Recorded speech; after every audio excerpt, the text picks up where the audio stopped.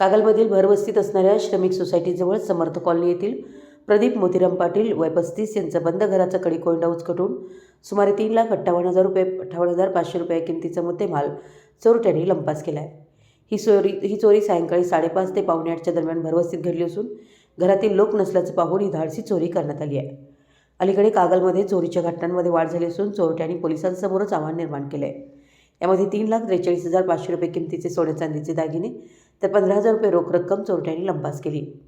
बंद घर असल्याचा फायदा घेऊन हे चोर प्रदीप पाटील यांचे गेटचं कुलूप तोडून दरवाजाचा कडी-कोंडा उचकटत सेंटर लॉक तोडून घरात प्रवेश केला। यानंतर बेडरूममधील तिजोरीचे लॉकर उचकटून लॉकरमधील सर्व सोन्या चांदीचे दागिने आणि रोख रक्कम घेऊन पोबारा केला।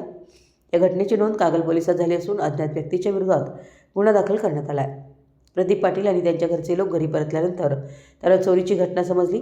त्यांनी तातडीनं कागल पोलिसात माहिती दिली। उपविभागीय पोलीस अधिकारी सुजित क्षीरसागर आणि कागल पोलीस निरीक्षक गंगाधर घावटे यांनी घटनास्थळी भेट देऊन पाहणी केली आणि तपासाच्या सूचना दिल्यात। पुढील तपास पोलीस उपनिरीक्षक श्री चव्हाण हे करतायत। मराठी न्यूजसाठी कागलहून प्रशांत दळवी।